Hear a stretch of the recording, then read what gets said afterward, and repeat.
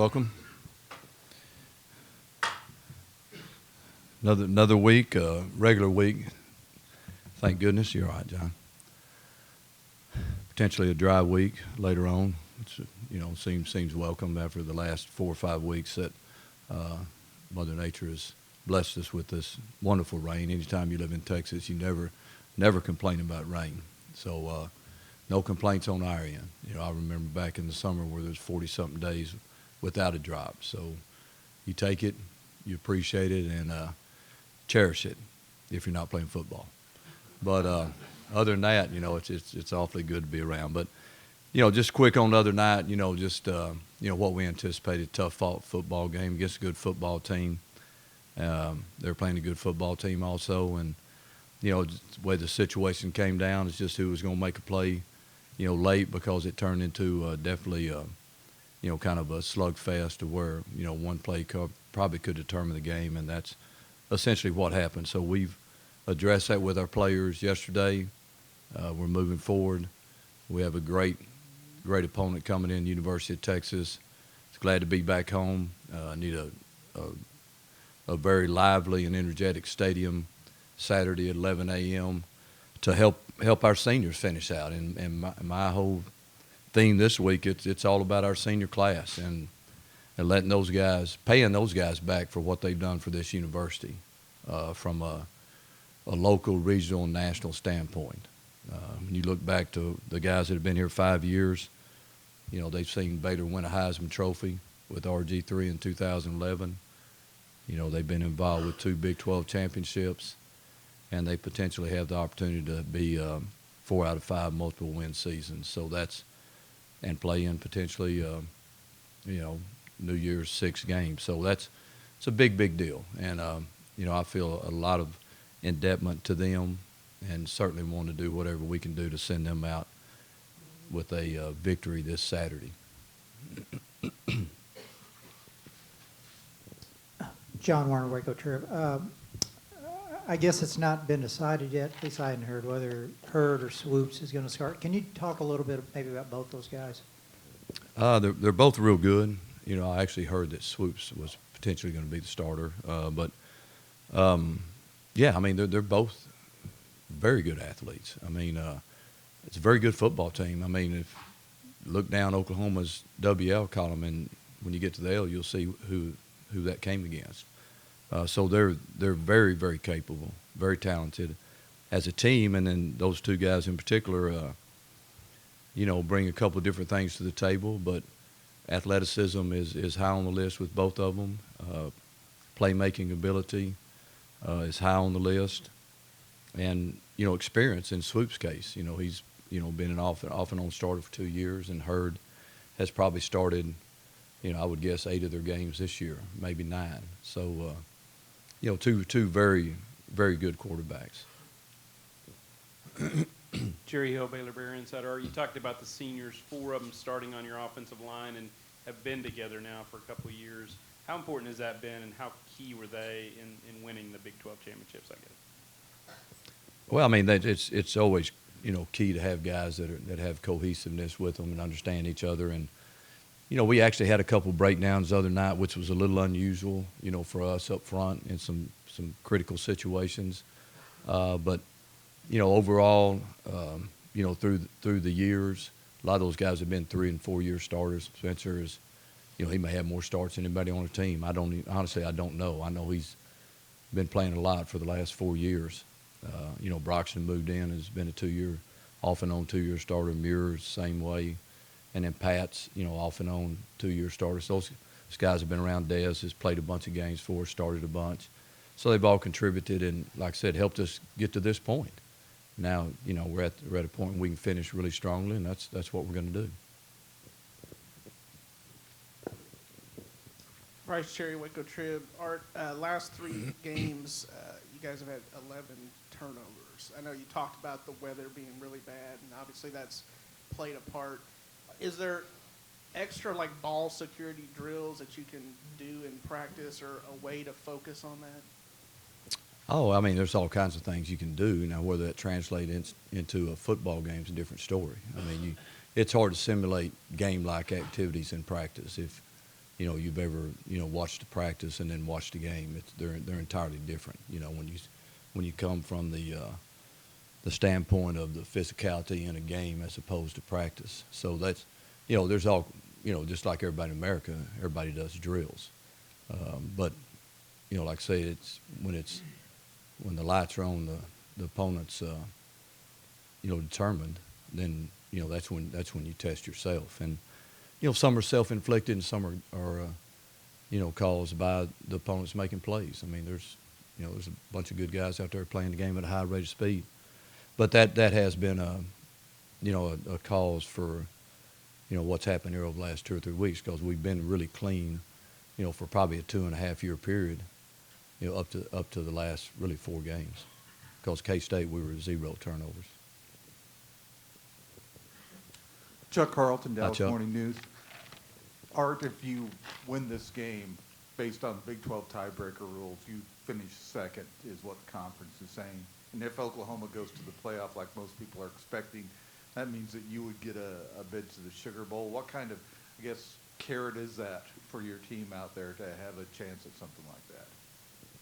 Well, I'd be running as fast as I could to get it, and I'm not saying that, how fast that's going to be, but I mean, it's worth chasing. I mean, but what's that old saying about putting the horse before the cart? I mean, we're at right now, this is the cart and the horse is right here. We got a job to do Saturday, and then that could be a great accomplishment for our football team. If you're not going to finish first, then finish second. Which shows I think a lot of consistency over the years. Coach John Morris, Baylor Radio. As Heath mentioned, Kendall's named a finalist, one of 5 for the Frank Broyles Award. What does that mean to you personally and professionally? Personally, not anything. Professionally, I just think it's a continuation of what we've been able to do here over the last few years. From I guess an offensive standpoint, since it's an offensive award, and then it's certainly a great degree of obligation to continue that trend. So it's you're not you're stepping into a spot where expectations are extremely high, and and Kendall's done a good job of meeting them. So that's I would say from a professional standpoint, that's the good part. John Alzano, News Channel 25 Sports. Coach, Texas is 4-7, more than likely probably not going to make a bowl game. To them, this is their bowl game coming up against you guys. Does it make it that much more dangerous to face a team like this that is playing with nothing to lose? Yeah, I mean, I definitely think it's dangerous to face any team. But when you face a team that's talented in their situation, then, yeah, that's always, it's something to take note of. But, we just got to be us. I mean, that's the whole deal. It's not so much the opponent with us, and that's the way it is each week. It's about us, Baylor football, doing what we do as well as we can do it. If we do that, then everything else take care of itself. So we're really concentrating on making sure that we chase the goals and the aspirations that we need to reach and reach them, and do it in a manner that allows us to win the football game. I mean, that's what it's all about with us.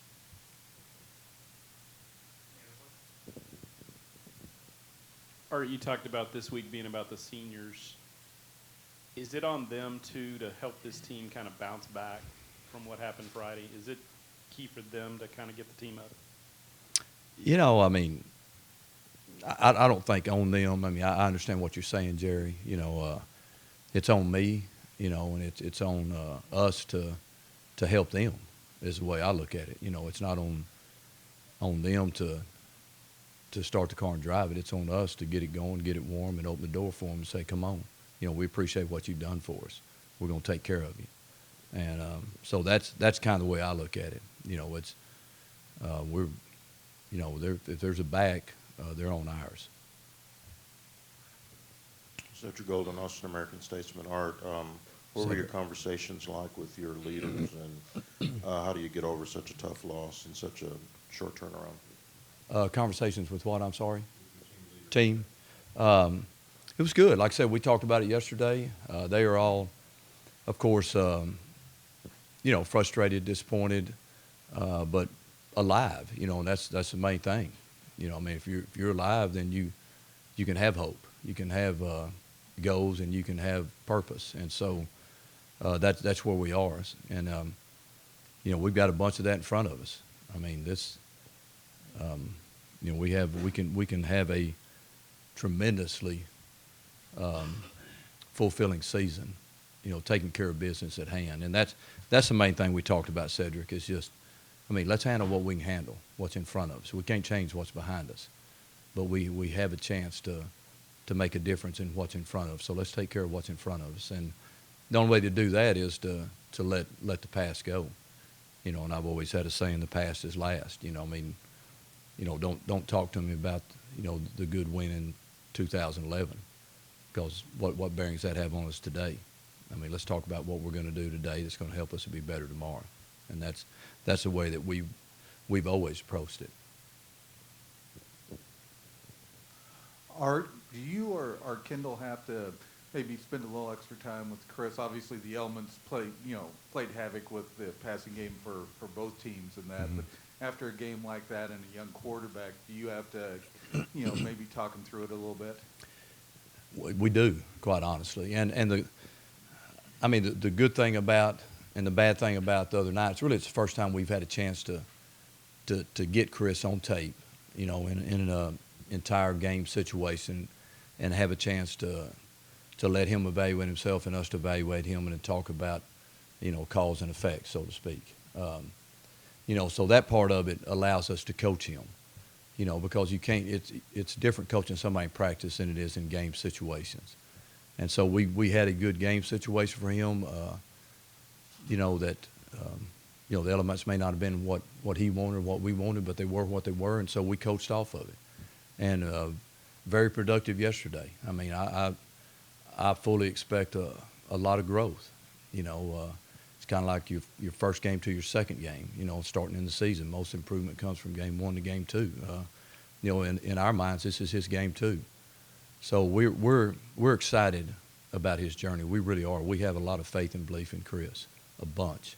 And it's not vapor. He's earned it.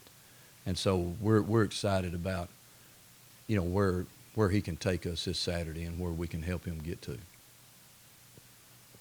Hey, Art, Suzanne Halliburton with Austin American Statesman. Hi, Susan.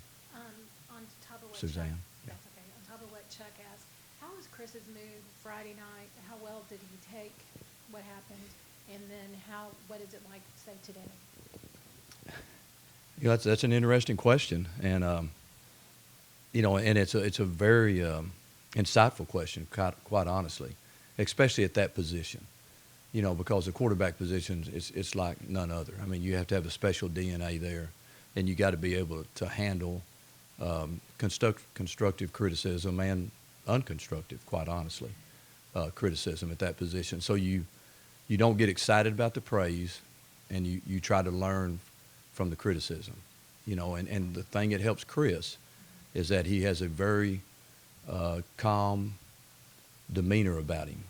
He's almost to the unflappable in that situation. So, what we've got to do as a staff is, make sure that we and he hits the right buttons at the right time to allow his athleticism to show. And to answer your question about how he felt, or how he feels, he was dejected, disappointed, but now he's driven and determined like the rest of us.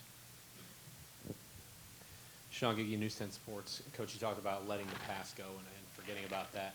But is there a way that maybe that game on Friday, just kind of the emotional roller coaster and knowing that so much was on the line, had so much potential, is there a way that you can use that to help the future of Baylor football, remembering what happened or maybe building off of that? I don't know if it'll be a remember the Alamo call or anything like that, with that consequence. But, to answer your question, yeah, 100%. I'm more motivated this week than I was 2 weeks ago. I'll tell you that. 2 weeks ago I was feeling 59. Now I feel 57. and I get to feel that way for about 2 more days. So, so yeah, it can help, and it's, so yeah, to answer your question, it definitely will be a point of emphasis, throughout the next, 11, 12 months as far as, motivation, determination, taking care of business, finishing the job, being an assignment to detail, all the factors that go into winning a football game and becoming a better person. Art, you expecting any of the injured guys back for this last week? I think Bo's going to be back. Bonds was back and available last week, probably at about 85%. I think he'll be 100. Orion's got a chance to be back. And Gus, I think Gus is still a little questionable. He really had a good shoulder, that he hurt a couple weeks ago. So Jordan's come in there and done a nice job for us. But I think that's the main guys right now. I mean, I'm sure I'm leaving. Shock was not as good as we thought he would be. Like I said, he didn't practice till last Wednesday, actually. And just, he tried to go, but he just wasn't himself. So we'll see how he progresses through the week.